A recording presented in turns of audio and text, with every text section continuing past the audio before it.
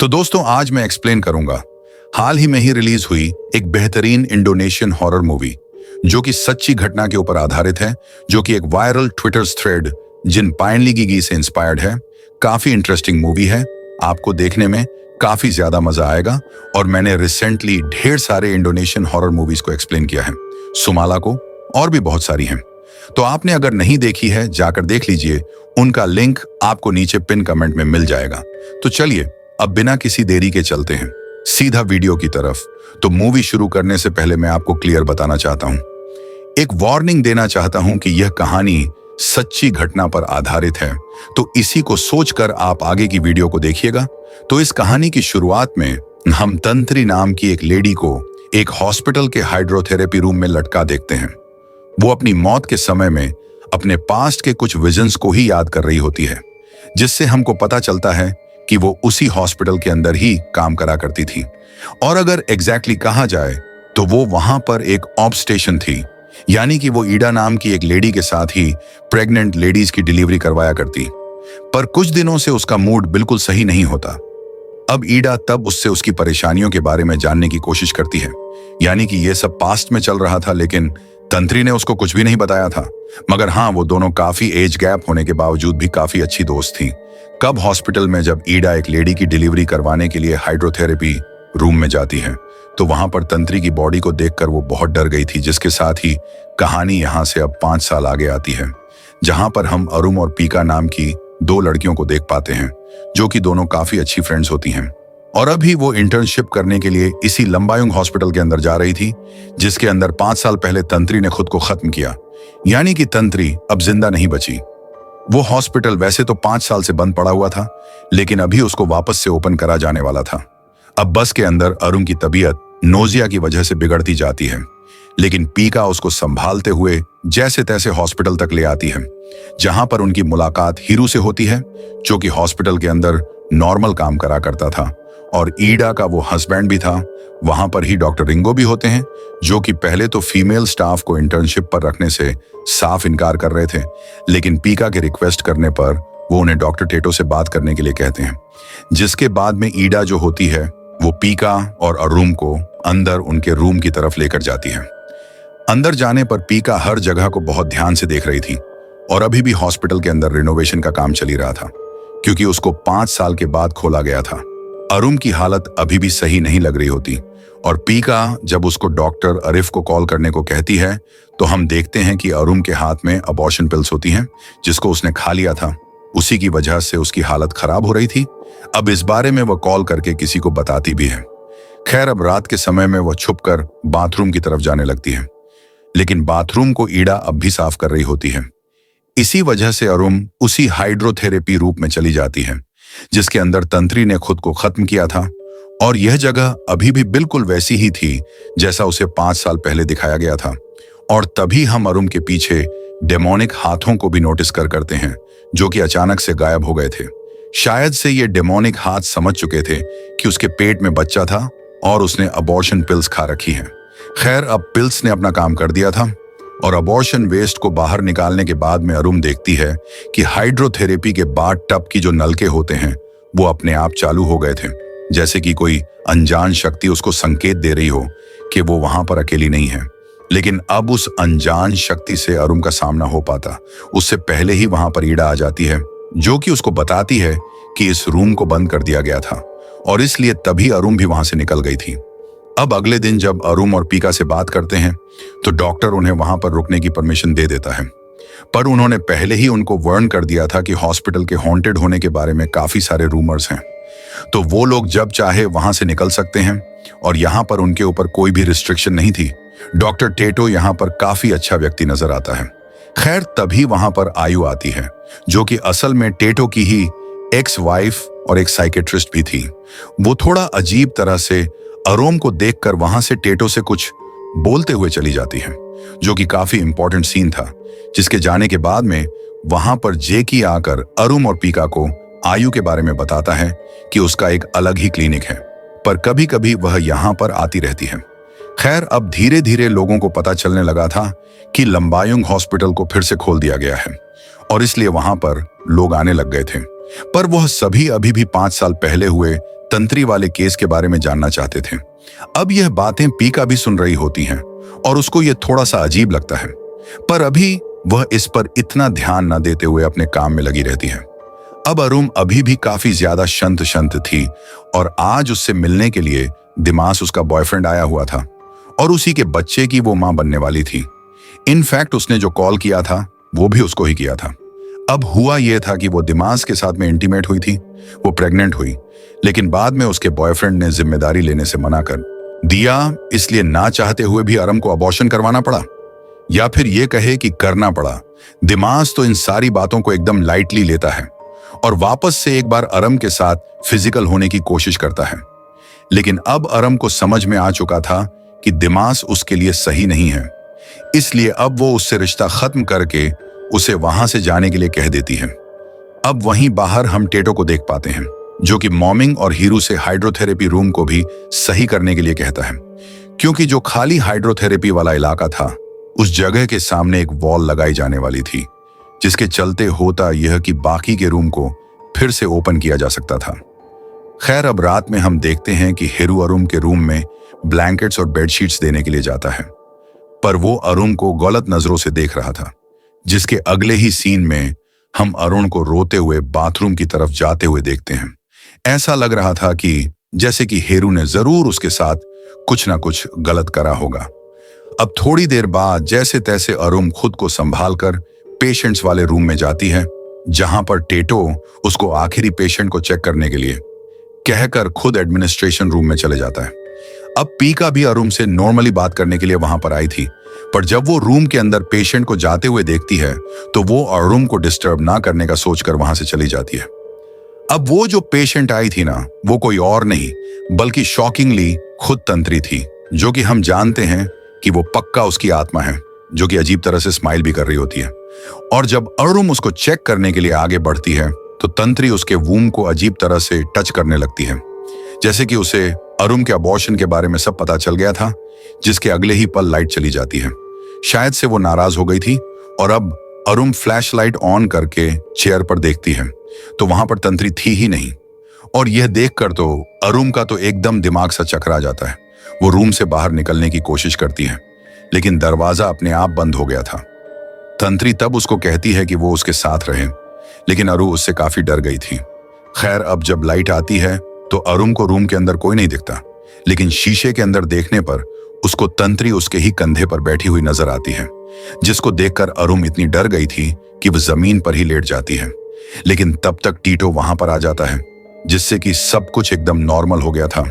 वहीं पर अब हम ममिंग को देखते हैं, जो कि हाइड्रोथेरेपी वाले उस बाथ टब को तोड़ने की कोशिश कर रहा होता है, जिसके ऊपर तंत्री की लाश मिली थी। पर तभी वहां पर हीरू आ जाता है, जिसको देखकर शुरुआत में तो ममिंग डर गया था, लेकिन जैसे ही वो बात को तोड़ने की कोशिश करता है तो उल्टा उसको ही चोट लग जाती है, जिस वजह से उसको लगने लगता है कि शायद उन्हें यहाँ पर काम नहीं करना चाहिए, क्योंकि अभी भी यहाँ पर कोई ना कोई नेगेटिव एनर्जी मौजूद है। लेकिन हीरू जो होता है वो बहुत ही अजीब सा व्यक्ति था, वो ऐसी चीजों को बिल्कुल नहीं मानता।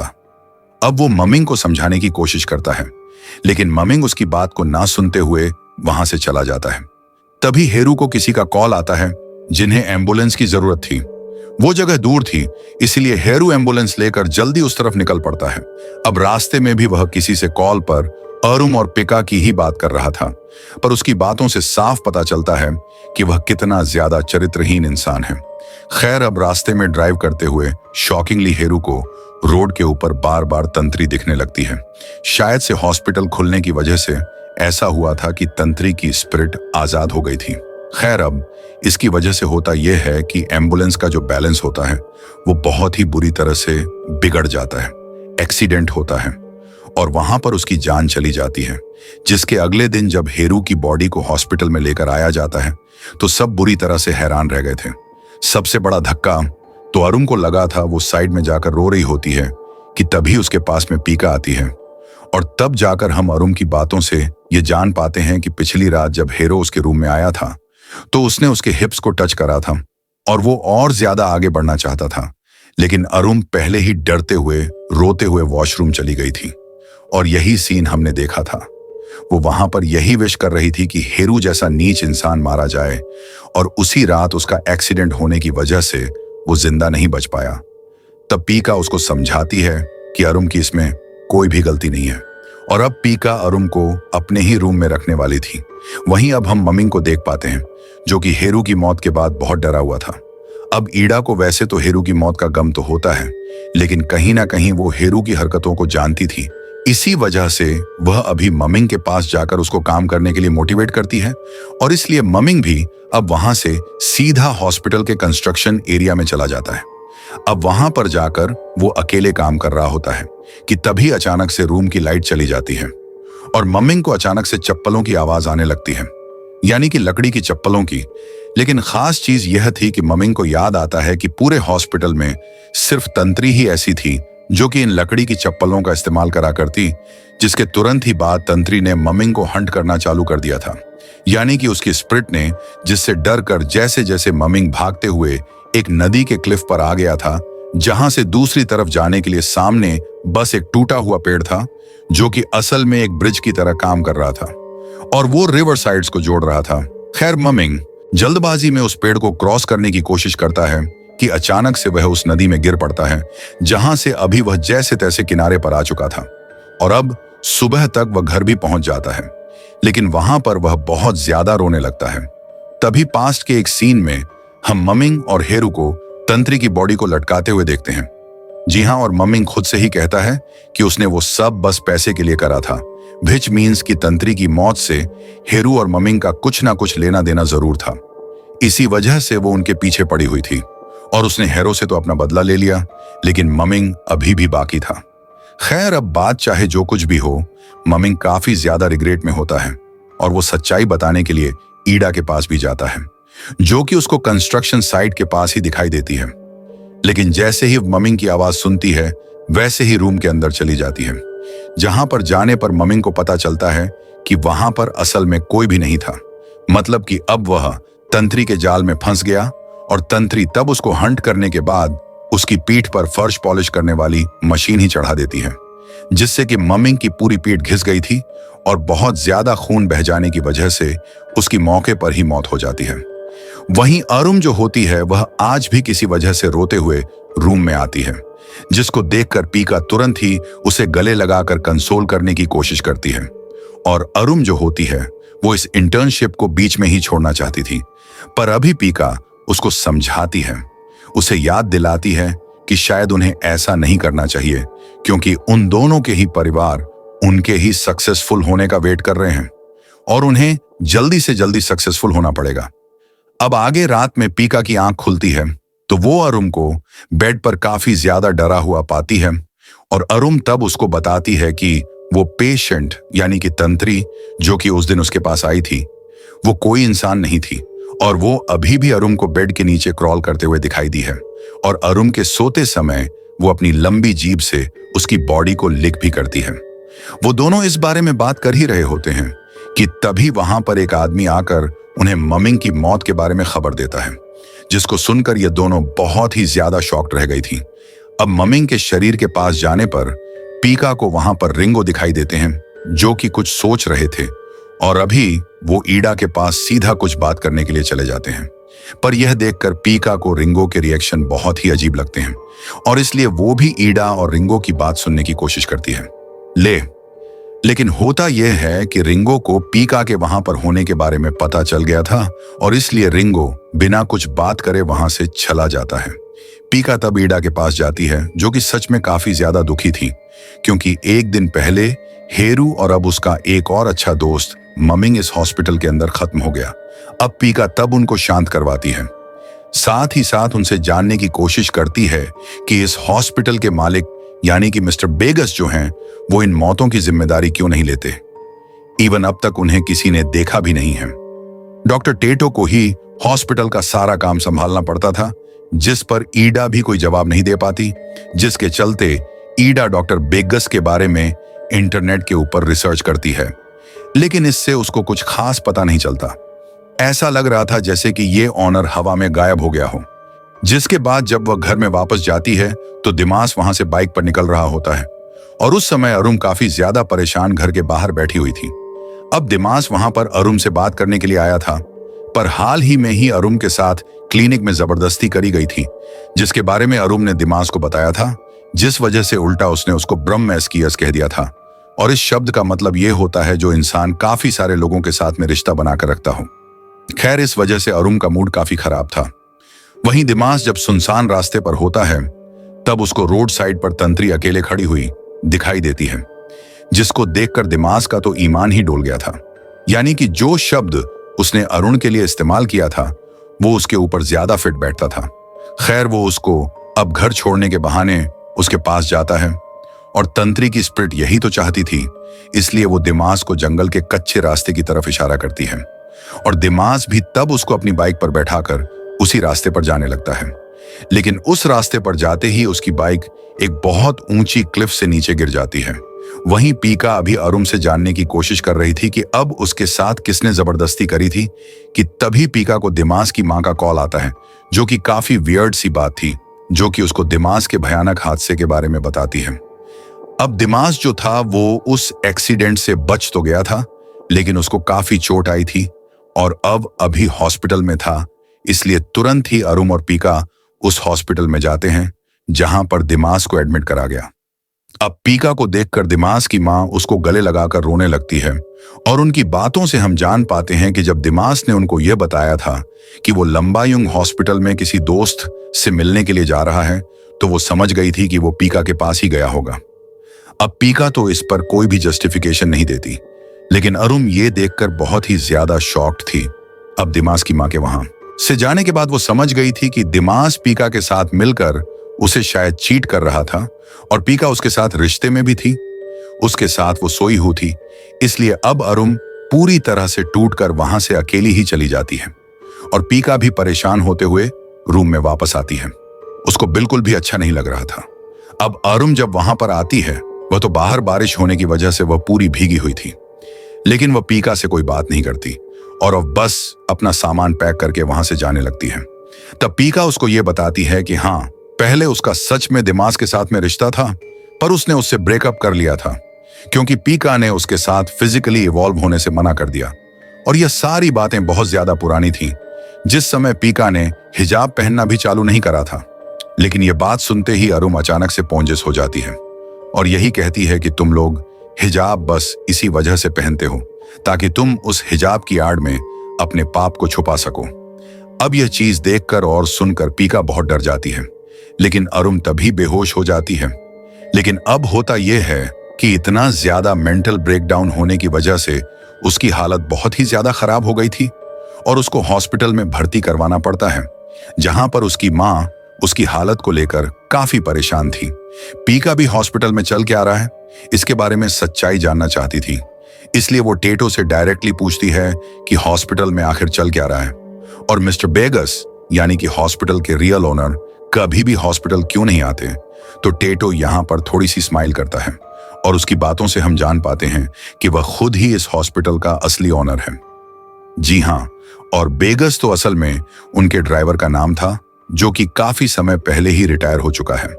उसने जानबूझकर हॉस्पिटल को चालू करते समय उसकी फोटो का इस्तेमाल करा था, क्योंकि वह बस ये चाहता था कि उसके सारे स्टाफ मेंबर्स उसको एज अ फ्रेंड ट्रीट करें, ना कि बॉस की तरह। और उसका यह आइडिया काम भी कर रहा था, यानी कि असल ओनर तो हमेशा इन लोगों के साथ ही रहता था और यही रीजन था कि कभी बेगस उनके सामने नहीं आया। खैर, आज के दिन ईडा भी उस हॉस्पिटल को छोड़कर अपने होम टाउन जा रही होती है, क्योंकि पहले उसने तंत्री को खो दिया, उसके बाद हेरू और ममिंग को भी। इसीलिए अब उसकी इस जगह पर काम करने की हिम्मत नहीं थी। खैर, अभी ईडा के जाने से पहले पीका उसको ममिंग का एक लॉकेट देती है, जो कि उसको ममिंग के सामान से ही मिला था। अब उसको देखकर ईडा को एक बात याद आती है कि अगर कभी ममिंग कोई गलती करके ईडा से साफ उसके बारे में नहीं बोल पाता था, तो उस गलती की माफी मांगने के लिए वो एक नोट लिखकर लॉकेट में डाल दिया करता। और अभी भी उस लॉकेट के अंदर एक नोट होता है, जिसको देखकर ईडा रोते हुए उस नोट को वहीं पर फेंक देती है और वहां से चली जाती है। और उस नोट के ऊपर तंत्री का नाम लिखा हुआ था, यानी कि उसने कुछ ना कुछ गड़बड़ जरूर करी थी। खैर, अब जैसे ही पीका को तंत्री के नाम के बारे में पता चलता है, तो वह रात में हॉस्पिटल में नेट के ऊपर इसके बारे में सर्च करती है। तब उसको नेट पर एक फोटो मिलती है, जिसके अंदर डॉक्टर रिंगो और तंत्री साथ में थे, पर रिंगो ने भी उसको इंटरनेट के ऊपर तंत्री के बारे में सर्च करते हुए देख लिया था। और पीका इन सब का एक निष्कर्ष निकालती है कि हो ना हो, हॉस्पिटल के अंदर जो कुछ भी हो रहा था उन सब में रिंगो का कोई ना कोई हाथ जरूर है। इसीलिए वो डॉक्टर रिंगो के ऊपर थोड़ी थोड़ी नजर रखना चालू करती है। और आज जब रिंगो अपने बैग को अपने डिस्क पर छोड़कर थोड़ी देर के लिए बाहर जाता है तो पीका उसके बैग की तलाशी लेती है, जिसके अंदर एक न्यूज़पेपर कटिंग थी जिसके अंदर तंत्री के खुद को खत्म करने के बारे में छपा हुआ था। और साथ ही साथ बैग के अंदर एक डायरी भी मौजूद थी जिसके अंदर तंत्री के अलावा और भी काफी सारी लेडीज के बालों के सैंपल्स थे। इवन उसके अंदर अरुम के बाल के सैंपल भी मौजूद थे। ये देखकर पीका काफी डर जाती है, लेकिन वो उस डायरी को लेकर रूम के अंदर ही छिपी हुई थी। अब डॉक्टर रिंगो के आने पर उसको समझ आ चुका था कि उसके बैग के साथ किसी ने छेड़ाछाड़ी करी है। और जब उसको वो डायरी बैग के अंदर नहीं मिलती तो काफी घबरा जाता है और डायरी को इधर उधर ढूंढने लगता है। अब पीका को भी जैसे ही मौका मिलता है तो वो तुरंत ही नजर बचाकर वहां से निकल जाती है, लेकिन बाहर उसको टीटो पकड़ लेता है, जो कि उससे जानना चाहता था कि वो डॉक्टर रिंगो के पास से क्या चुरा कर निकाल रही है। तब पीका उससे हेल्प मांगती है, क्योंकि उसे लग रहा था कि शायद रिंगो ने ही पहले तंत्री को खत्म किया था और उस डायरी से यह बात साबित हो सकती थी। अब ओनर टेटो यहां पर कुछ सोचते हुए पीका को अपने साथ एक खाली जगह पर लेकर जाता है, जहां पर वह उसको तंत्री के बारे में बताता है कि वह पहले हॉस्पिटल में काम करती थी और उसका नेचर और उसका स्वभाव काफी अच्छा था। पर एक दिन हॉस्पिटल के अंदर उसने खुद को खत्म कर लिया, जिसके बाद से ही हॉस्पिटल को बंद करना पड़ा, क्योंकि यह हांटेड हो चुका था। और टीटो खुद भी उस समय फौरन चला गया था, जिसके बाद जब वो वापस लौटा तब उसने हॉस्पिटल को फिर से चालू किया। पर क्योंकि अगर ये सब चीजें फिर से हो रही हैं तो शायद अभी भी तंत्री की स्पिरिट उसी हॉस्पिटल में है और अरुम भी वहां पर सेफ नहीं है। इसलिए अब टीटो पीका के साथ अरुम को अभी ईडा के घर में छोड़ देता है ताकि वहां पर वह सेफ रह सके। खैर, अब रात में जब अरुम सो रही होती है तो सपने में वह तंत्री को एक घर के पास गड्ढा खोदते हुए देखती है, जिसके सामने ही ईडा और तंत्री खुद खड़े हुए थे और तंत्री को ईडा कंसोल करने की कोशिश कर रही थी। खैर, अब तंत्री ने तब तक एक बहुत बड़ा गड्ढा खोद दिया था, जिसके अंदर वो शॉकिंगली अचानक से अरुम को खींच लेती है और असल जिंदगी में अरुम की बॉडी अकड़ने लगती है, यानी कि उसकी स्पिरिट उसे पोजेस करने की कोशिश कर रही थी।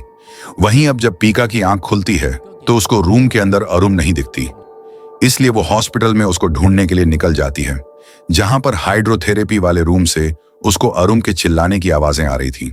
इसलिए अब वो जल्दी से डॉक्टर टीटो को कॉल करके हॉस्पिटल बुलाती है। अरुम तब बस एक ही बात रिपीट करे जा रही थी कि इसमें मेरी कोई गलती नहीं है और उसको मर जाना चाहिए। अब हाइड्रोथेरेपी रूम को बंद करने के लिए वहां पर एक दीवार बना दी गई थी, जैसा कि मैंने आपको बताया था। पर क्योंकि छत ऊपर से थोड़ी सी टूटी हुई होती है, इसलिए पीका एक सीढ़ी की मदद से वहां से जैसे तैसे उस रूम के अंदर चली गई थी, जहां पर बार टब के अंदर अरुम पोजेस्ड हालत में बैठकर वही सेम बात दोहरा रही थी। और वहीं अब तक टेटो भी हॉस्पिटल के अंदर आ गया था, जो कि खुद भी हाइड्रोथेरेपी रूम के अंदर जाने की कोशिश करता है, पर वो उसके अंदर जा नहीं पाता। अब वहीं पीका जोर से अरुम का नाम चिल्लाती है, जिसको सुनकर अरुम जो होती है वो बाथटब के अंदर मौजूद खून से भरे पानी के अंदर चुपचाप लेट जाती है। पर जैसे ही पीका उसके पास जाती है तो वह जल्दी से उसको पकड़कर उसी पानी में डुबाते हुए कुछ देखने के लिए कहती है, जिसके साथ ही पीका उस समय में पहुंच गई थी, यानी कि 5 साल पहले जब तंत्री जिंदा थी। और दोस्तों, अब यहां पर खुलते हैं इस मूवी के असली पत्ते। अब पीका उस समय में यह देखती है कि टेटो की शुरुआत से ही तंत्री के ऊपर बहुत ही बुरी नजर थी, यानी कि अब तक उसने जो अच्छेपन का नकाब सबके सामने उड़ा हुआ था वो नकली था। और इसलिए एक दिन वो तंत्री की ड्रिंक में कुछ मिला देता है, उसे बेहोश कर देता है, जिसके बाद वो उसके साथ गलत काम करता है। इवन उसने तंत्री को धमकी भी दी थी कि अगर वो इस बारे में किसी और को बताएगी तो वो उसको जान से मार देगा। और यही कारण था कि तंत्री काफी ज्यादा परेशान रहा करती थी। उसने इस बारे में नए ईडा को बताने की बहुत कोशिश करी थी, पर वह ऐसा नहीं कर पाई। पर टेटो को जब इस बारे में यह पता चला कि उसने ईडा से इस बारे में डिस्कशन करने की कोशिश करी, तो उसने ही तंत्री को हाइड्रोथेरेपी रूम के अंदर बार टब के अंदर डुबाकर मार दिया, जिसके बाद हेरू और ममिंग की मदद से उसको वहां पर ऐसे लटकवा दिया जैसे ऐसा लगे कि उसने खुद को ही खत्म कर लिया हो। लेकिन तंत्री लटकने के बावजूद भी जिंदा थी, लेकिन उसके बाद ही उसकी दम घुटने से मौत हुई। सबको ऐसा ही लगा कि उसने खुद को ही खत्म किया, यानी कि यहां पर ऐसा करने के बाद सोने पर सुहागा हो गया था, यानी कि वो पहले से ही नहीं मरी। जब उसको लटकाया गया उसके बाद भी उसकी सांसें चल रही थीं, और जब उसको एहसास हुआ कि वो लटक रही है, उसके बाद यहां पर ईडा ने उसको देखा था कि उसके साथ क्या हुआ, तो सबको ऐसा ही लगा कि उसने खुद को खत्म किया होगा। और अब आपको ये बात भी समझ में आई होगी कि हेरू और ममिंग को असल में उसकी स्पिरिट ने क्यों खत्म किया था। खैर, प्रेजेंट टाइम में पीका को अभी भी अरुम ने पोजेशन की हालत में पानी के अंदर ही डुबो कर रखा हुआ था। खैर, अब तक जैसे तैसे वहां टेटो आ जाता है और अरुम को एक चांटा मारकर बेहोश कर देता है। खैर, अभी तो पीका टेटो के सामने नॉर्मल रहती है और बस अरुम को सहारा देते हुए वहां से लेकर जाने लगती है। तब अरुम भी उसको धीरे से यह बात बता देती है कि उसके साथ जबरदस्ती करने वाला कोई और नहीं बल्कि खुद टेटो ही था, यानी कि सेकंड टाइम जिसने छेड़खानी करी थी वो वही था। उसने अरुम को भी सेम धमकी दी थी कि अगर वो आगे चलकर इस बारे में किसी को भी बताने की कोशिश करती है तो वो उसको जान से मार डालेगा। अब पीका वैसे तो इस बात को समझ जाती है, लेकिन अभी वो जैसे तैसे कर कर अरुम को लेकर निकलना चाहती थी। पर तब तक टेटो को पता चल गया था कि अरुम ने पीका को क्या बताया है, और बस इसलिए अब वो अरुम पर हमला कर देता है और वो पीका के हाथ पर भी स्टैब करता है। जिसके बाद पीका के साथ भी वो गलत करने वाला था कि इतने में ही पीछे से डॉक्टर रिंगो आ जाता है, जो कि जैसे तैसे टेटो का गला एक वायर से दबाकर उसे बेहोश करता है। और तब पीका उससे माफी मांगती है, और तब जाकर हम यह जान पाते हैं कि असल में तंत्री रिंगो की मंगेतर थी और वो दोनों एक दूसरे से बहुत प्यार किया करते। और जब वो खत्म हुई थी उस समय वो प्रेग्नेंट भी थी, जो कि सबसे शॉकिंग बात थी, विच एक्सप्लेन्स कि उसने अरुम के ऊपर ही अपना ध्यान क्यों दिया था। यानी कि उसकी स्पिरिट ने वो समझ गई थी कि अरुम प्रेग्नेंट थी, लेकिन बाद में जब उसको पता चला था कि अरुम ने अबॉर्शन कर दिया है, उस स्पिरिट को काफी दुख हुआ था। खैर, अब रिंगो जो था वो यह समझ रहा था कि तंत्री के पेट में जो बच्चा पल रहा था वो उसका नहीं था, बल्कि वो शायद टेटो का था। और उसने इस बारे में पता करने के लिए पुलिस से भी कहा, लेकिन टेटो ने उस समय पुलिस को काफी सारे पैसे खिलाए थे, जिसके बारे में रिंगो को अब समझ आ रहा था।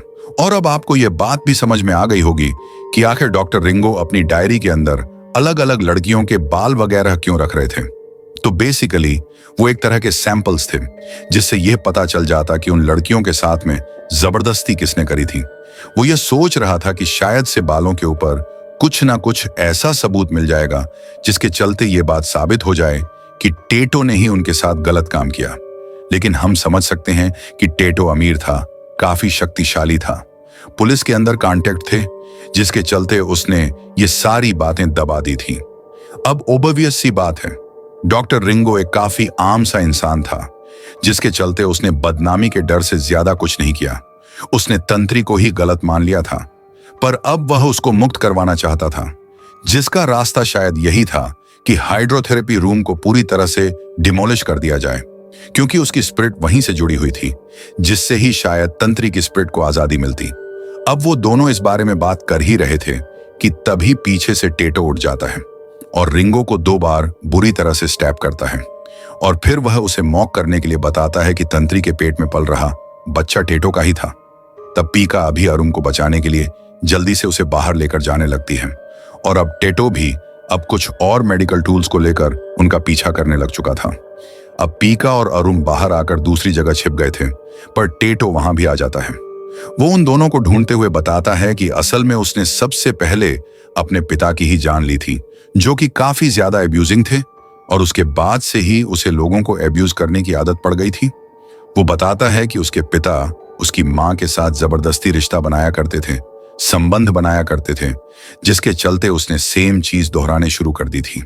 एंड आई बिलीव कि टेटो का जो डिवोर्स हुआ होगा वो भी पक्का इसी वजह से हुआ होगा। अब वो बताता है कि एक दिन उसने अपने पिता के ही ड्रिंक के अंदर जहर मिलाकर उन्हें जान से मार दिया था। अब प्रेजेंट टाइम पर पीका खुद भी अरुम को साइड में छिपाकर टेटो के सामने आ जाती है, और टेटो अब उसको जान से मारने की कोशिश करने लगता है। लेकिन तब तक वहां पर ईडा आ चुकी थी, जो कि अपने घर वापस नहीं गई, जिसने गुस्से में आकर टीटो को स्टैब कर दिया था, क्योंकि कहीं ना कहीं वो समझ गई थी कि आखिर हुआ क्या।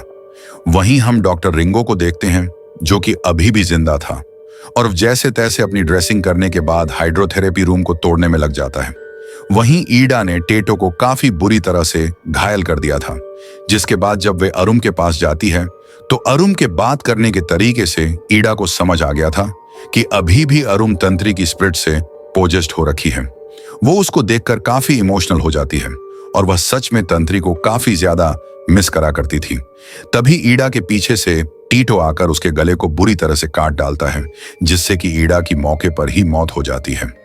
और अब टेटो पीका को भी नुकसान पहुंचाने ही वाला था। तब तक अरुम अब पूरी तरह से तंत्री से पजेस्ट हो जाती है और तंत्री बहुत ही बुरी तरह से टेटो के ऊपर हमला करते हुए सबसे पहले उसे स्टैब करती है और बाद में उसकी एक आंख भी नोच लेती है, जो कि सच में रोंगटे खड़े कर देने वाला सीन था। अब वो टेटो को जान से मारने ही वाली थी कि तभी बीच में पीका आ जाती है, जो कि नहीं चाहती थी कि तंत्री अपने हाथों को इस तरह से गंदा करे। वो वादा करती है कि वो टेटो को जेल में भिजवा देगी और अभी वो तंत्री को आफ्टर लाइफ में जाने के लिए भी विनती करती है, जिस पर तंत्री भी मान जाती है और अरुम अब पूरी तरह से नॉर्मल हो गई थी। खैर, अब अगले दिन सभी चीजों की रिपोर्ट लिखवा दी जाती है और जरूरी इलाज के बाद टीटो को असाइलम जेल में डाल दिया जाता है और अब अरुम और पीका काफी खुश थे। खैर, अब कुछ दिनों के बाद में हम आयु को देखते हैं, यानी कि टेटो की एक्स वाइफ को, जो कि अचानक से ही टेटो के पास जाती है। और यहां पर अब पास्ट में हम ये देखते हैं कि जब आयु ने पहली बार अरुम को देखा था तभी उसको उसके पीछे तंत्री की स्पिरिट दिख गई थी, जिसके बारे में ही उसने टीटो को बताया था और यही सीन हमने देखा भी था। लेकिन टेटो ने उस चीज को, उस वार्निंग को काफी ज्यादा लाइटली लिया। लेकिन यहां पर हम एक बात नोटिस करते हैं कि जो आयु होती है ना, वो भी बिल्कुल साइको सी थी। दोनों की जोड़ी बिल्कुल सही थी, क्योंकि वो हमेशा ये कहती है कि वो उसका साथ हमेशा देगी। अब हम जानते हैं कि टेटो जेल के अंदर था और जैसे ही वो सलाखों के पास में आता है तो आयु जो होती है उसके ऐसा बोलते ही वैसे ही उसकी आंखें साइड एरिया में ब्लैक हो जाती हैं और माइट भी तंत्री ने उसको भी पोजेस करके रखा होगा ताकि वह अपना बदला पूरा कर सके। यानी कि तंत्री को टेटो के लिए सजा नहीं चाहिए थी, बल्कि उसको यह चाहिए था कि वो टेटो को जान से मार डाले। एंड आई बिलीव कि अब वो फाइनली ऐसा कर डालेगी। इसी के साथ में लंबा युंग फिल्म यहीं पर खत्म हो जाती है। तो दोस्तों, ये थी लंबा युंग फिल्म की कहानी, जो कि एक हंटेड असाइलम हॉस्पिटल से इंस्पायर होकर फिल्म बनाई गई है, सच्ची घटना पर आधारित है। ये जो कहानी है वो एक वायरल ट्विटर थ्रेड जिसका नाम है जिन पोली गीगी, उसके ही हिसाब से इसको बनाया गया है। अब देखो, मैंने आपको सारी चीजें पहले ही एक्सप्लेन कर दी हैं, लेकिन इन केस आपका फिर भी कोई डाउट है तो आप कमेंट सेक्शन के अंदर पूछ लेना, मैं आपको उसका रिप्लाई जल्दी से जल्दी दे दूंगा। उम्मीद करता हूं कि आपको वीडियो और एक्सप्लेनेशन पसंद आई होगी। पसंद आई है तो वीडियो को लाइक कर दीजिए, चैनल के ऊपर नए हो तो सब्सक्राइब कर लेना। और मैंने हाल ही में ही ढेर सारी इंडोनेशियन हॉरर मूवीज को एक्सप्लेन किया है, जो कि netflix.in कमेंट में मिल जाएगा। Do check it out. तो मैं आप सबको मिलता हूं।